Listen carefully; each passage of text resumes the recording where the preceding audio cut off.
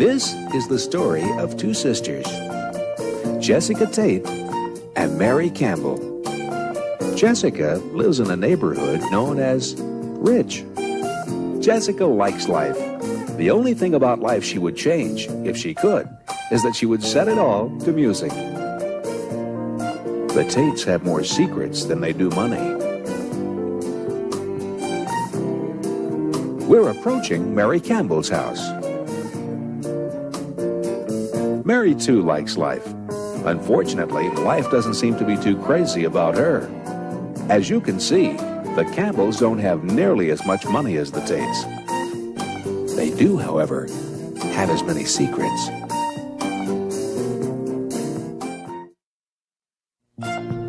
In last week's episode of Soap, Chester's secretary Claire had arranged for Chester's mistress Pigeon to find them together at lunch, thus ending Chester's relationship with Pigeon. But that's not all. Claire has threatened to report Chester's illegal business activities if Chester doesn't divorce Jessica. Jessica has tried to end it with Peter but couldn't, but tells Mary she'll see him again to see if she can. Jody has found that his quarterback boyfriend, in order to protect his image, has a girlfriend. Jody tells him that since he's planning a sex change operation for that very same reason, his boyfriend can get rid of his girlfriend. Danny has tried to follow the Godfather's orders to kill Bert, but couldn't. Confused? You won't be after this week's episode of Soap.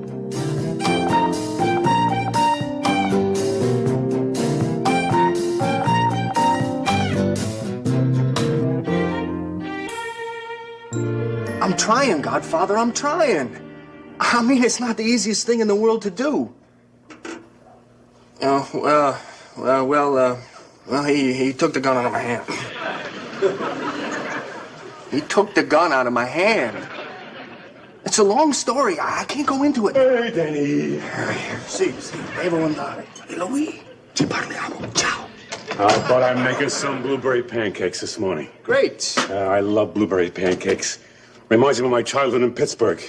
Not that we actually grew blueberries in Pittsburgh. Nothing actually grows in Pittsburgh. But I always wanted blueberry pancakes. I can't... Hello. They hung up. Hi, big brother. Hey, little brother. Cooking breakfast, Bert? Yep. Well, I hope your cooking here is more successful than it is upstairs. What are you talking about? Just a little something I found in your bathroom this morning, the cookbook of sex. For a second there, Bert, I thought that the Happy Hook and the Galloping Gourmet had decided to collaborate. Just give me the book. I couldn't help but browse. You know how I love to cook. I figured I could find all sorts of wonderful things I could do with a duck. Quack, quack.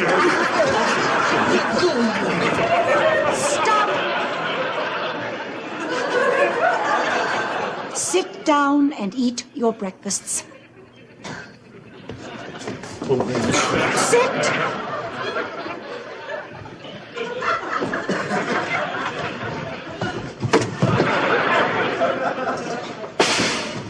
If anyone's interested, I've thought it over, and I've definitely decided to go ahead with a sex change operation. He's starting with that sex change stuff again. Could we talk about this later? People are eating. There's nothing to talk about. I start the shots next week. What shots? The hormone shots. My hips will become rounded. My facial hair will fall out.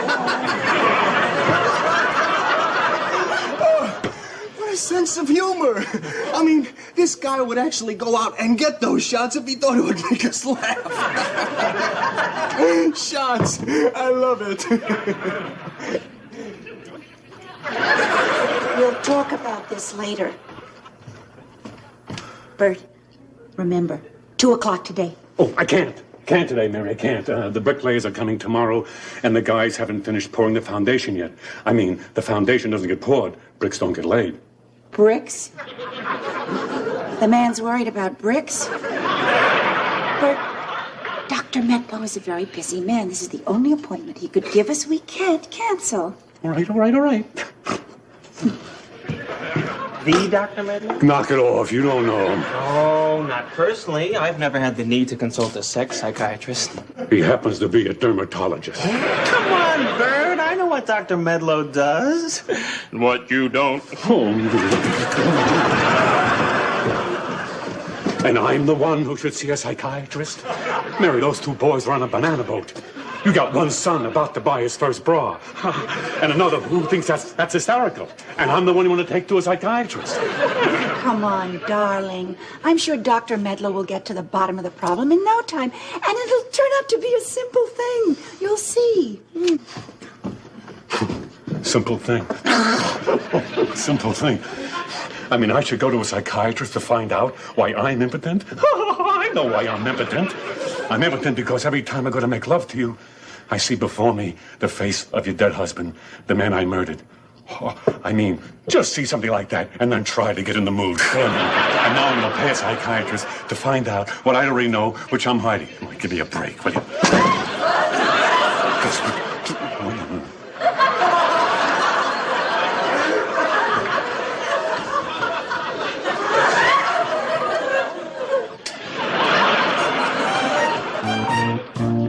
Claire, would you stop? Claire, I cannot talk now. No, I will not come with you to the furrier. I have to go to the decorators with Jessica. No, I don't care what kind of fur it is. Don't threaten me. Fine, I'll see you in half an hour. Of course I care. Yes, I care. Goodbye. My. Benson, what is that supposed to mean? Just what I said. My. Chester, are you ready to go, dear? Jessica. Yes. You didn't hear. What? You mean you slept right through it? You didn't hear me moan all night? Oh, no, Chester, I am sorry. I was sleeping. I thought I was dying, Jessica. From what? From? From my arm. Well, Chester, what's the matter with it? Well, look. I mean, it looks perfectly normal, I know, but it won't go up. I cannot raise my arm, Jessica. Dear. So I can't go with you. Well, of course not, Chester. I mean, you have to go to the doctor right away. Mr. Tate.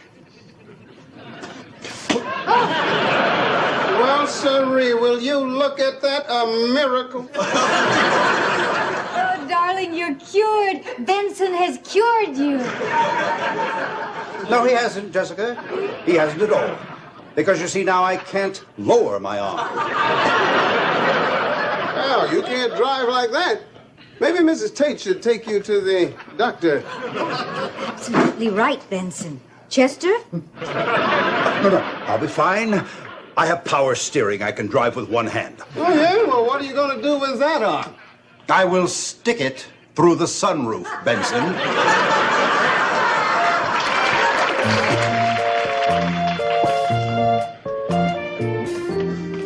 But you see her all the time. I told you, it's a front. I mean, the girl means nothing to me. It's for my image. Well, Dennis, if it's for your image, you made a lousy choice. I mean, nobody wears their hair in a beehive anymore. Oh, my God. What, the reporter? No, my cousin. Listen, you better go and don't turn around. How can I go without turning around? The door is behind me. I don't know. You're the football player. Oh, my God, my cousin's here. You better go.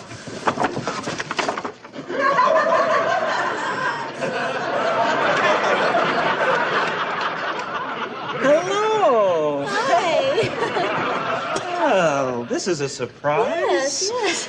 Are you alone, or can I join you? Oh, no, please sit down. I'm alone. That's funny. I thought you were with somebody. That guy? No, that was just some weirdo who tried to pick me up. But weren't you with... No. Same thing. Some weirdo tried to pick me up. It's funny, Eunice, that guy you were with looked exactly like Congressman... It wasn't. Could have sworn that... No. But the guy you were with looked exactly like that football player. No. Well, yeah, no. Well, yes, it looks like him. No, it wasn't. Football.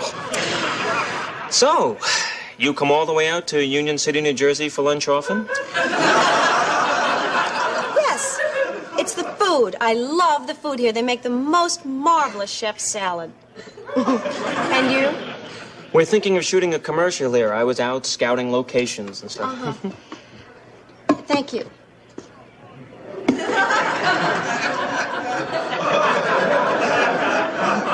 I was starving. Do you want your lunches here, sir? At your table. I'll have my lunches here, please. Thank you.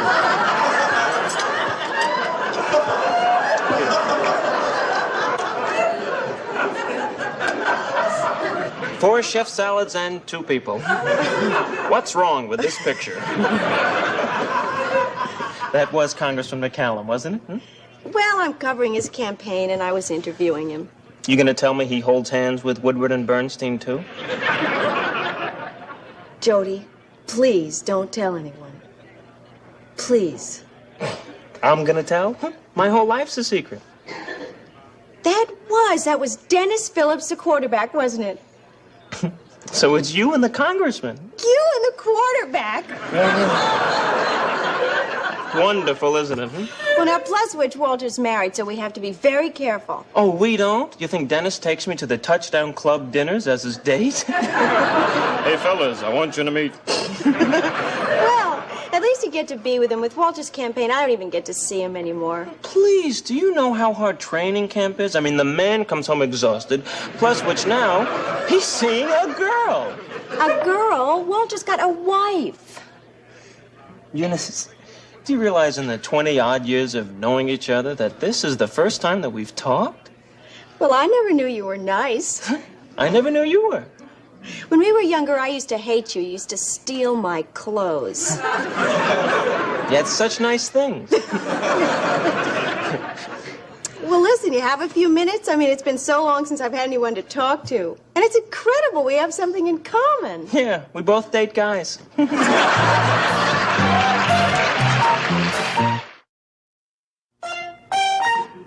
I'm not saying one word, Mary. I want you to know that. Wonderful, Bert. We're going to pay a psychiatrist $50 an hour. We'll play 20 questions. Look at this place. Look at it. It's for lunatics. What are you talking about, Bert? It's a perfectly nice, normal office. Perfectly normal? Look at this. Sexual perversion, fact or fiction. Huh? Normal? Sexuality in infancy. Oh, that's nice. I like that a lot. The frigid woman, the impotent male. That's it. I'm leaving. Come on, Bert. Dr. Medlow has a wonderful reputation. He's an MD, for God's sake. MD. In his case, it means mentally deranged. Mary, look at this place. The man is sick. Bert, what are you talking about? Well, just look. Don't you see it? I see some nice contemporary furniture. A ficus. He's killing by overwatering. No, the man is sick, Mary, and I'm leaving. You hear me? He's sick, Mary. Sick. I was just saying how sick I was of sitting, so I thought I would try standing, and now I'm kind of sick of standing, so I think I'll try some walking. Bert. And this walking's got me a little fed up already, so I think I'll just try a little more sitting. I'm Dr. Medlow, and you're Mr. and Mrs. Murray Fleischman. Bert! I don't understand. My file says Mary and Bert Campbell. That's it. Campbell. Why don't we all sit down? You ought to give my real name. So, what brings you here? Well, Nothing. Mrs. Campbell? we're having a problem. No, we're not. It's not a problem. I see. Mrs. Campbell, what is this problem that you're having that Mr. Campbell doesn't have? Oh, I don't have a problem. Bert has a problem. It's not a problem. All right. What is this problem that you don't have that she thinks you have? Well, it's...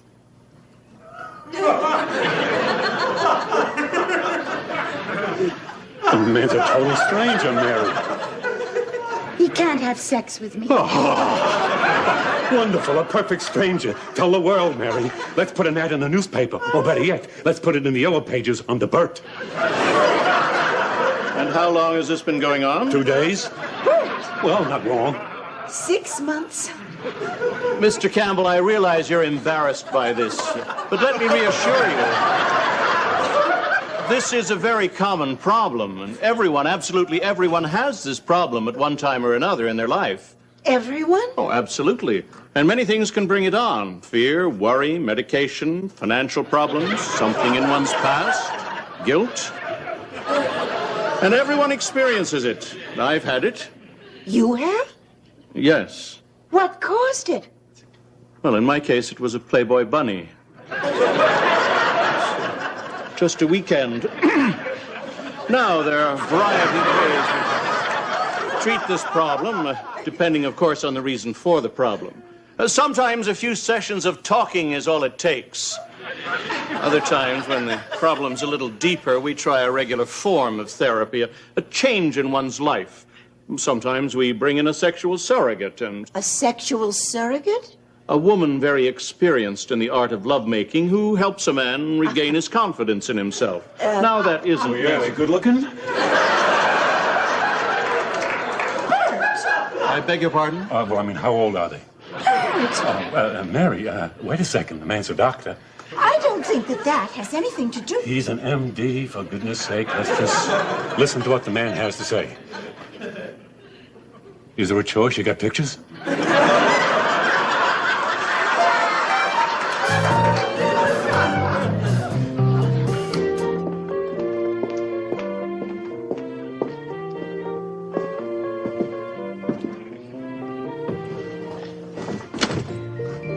Forgive me, Father, for I have sinned. Yes, my child. It's been 2 months since my last confession. Yes, child. I have been with 5 men. Corinne?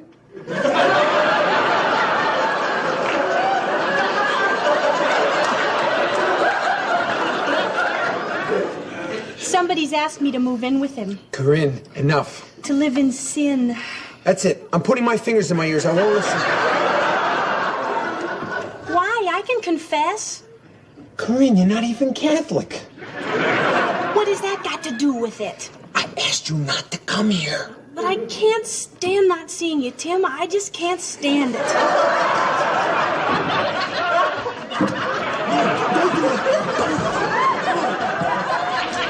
Please, Tim. Go back in there. Come on, go. You know why I've sinned, Tim. It's because I can't have you. Why won't you see me? I'm a priest, Corinne. But you're still a man.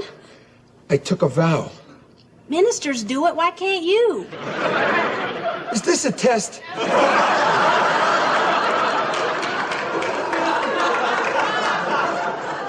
Tim, remember the first time you kissed me? Remember? I still get goosebumps when I think about it. Corinne, I was in the 5th grade. You loved me? In high school, you told me you loved me. In high school, I was also a member of the Purple Avengers and swallowed goldfish. You love me. And I love you, so why can't we be together? It's not fair. Because he won't allow it. Don't be ridiculous. I mean, what did you do? Have a personal conversation with him and he said, no, Tim, no whoopee? Corinne, we're talking about God here. Oh, come on. What's he gonna do? Smite you with his terrible swift sword? Joke. She's joking.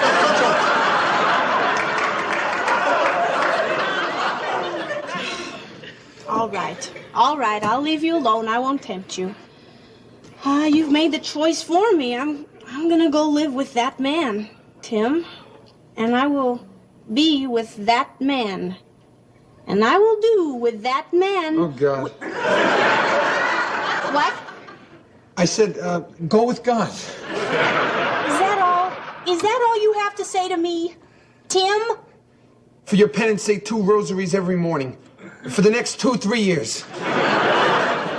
What, are you crazy? I'm not even Catholic.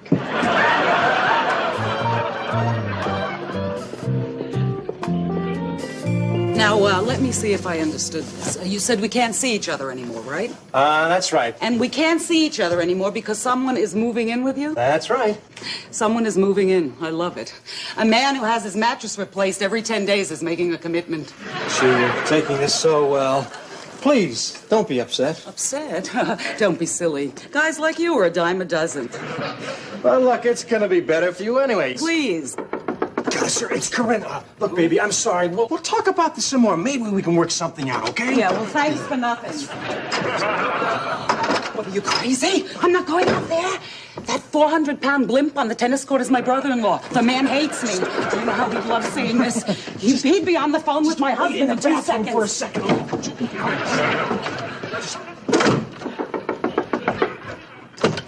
Jessica. Hello, Peter. May I come in? I have an appointment. Oh, thank you, Peter. Peter, this is not going to be easy, so I'm going to do it as quickly as possible. Good. It's over between us. Oh, gee. Yes. I'm leaving you, Peter. Now, it should never have happened. You know, I mean, well, of course it did happen, but it is never going to happen again. And Peter, I'm sorry if your heart is breaking. Well... Your shower just went on. All right, I know. It does that. Goes on by itself all the time, plumbing.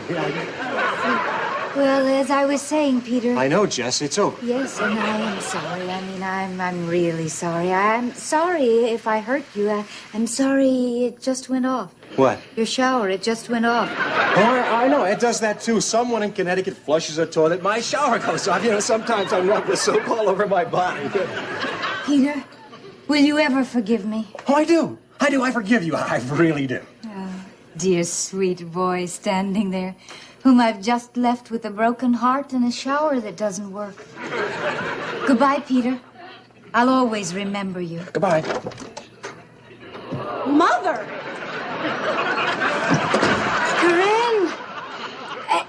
Corinne, this is not what you think it is. What do you think it is? This is really the limit, Mother. When I was 8, you took away my cap pistol, and when I was 13, you took away my eyeshadow. But this... Corinne, wait! Oh, my God. Oh, God, how could this happen? I always tried to be good. I took care of my family, served on committees. I read to the blind. And now I've had an affair with my step-nephew.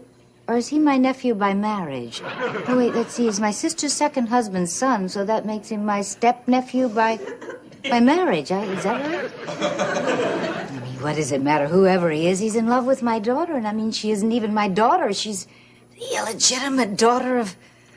Oh, my God. Mrs. Tate? Hello, Mrs. Fine. I didn't know you were here. Where were you? In the bathroom. Oh? Cleaning. Cleaning? Yes, I was cleaning. I know this may sound silly, Mrs. Tate, but I love to clean. I just love it. And ever since my husband got me a maid, I have nothing to clean anymore. Nothing. I see. What are you doing here? Me? Mm-hmm. Decorating. Decorating? Yes, I just love to decorate. And of course, my house is already decorated, and this poor boy's apartment is just awful. Decorating. Cleaning. Goodbye, Mrs. Tate. Goodbye, Mrs. Fine.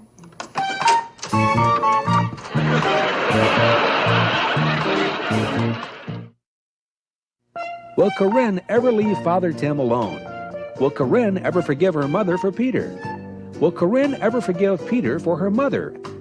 Now that Jody is going to become his boyfriend's girlfriend, will his boyfriend get rid of his girlfriend? Since Bert seems unwilling to talk, will the psychiatrist ever be able to cure his impotency?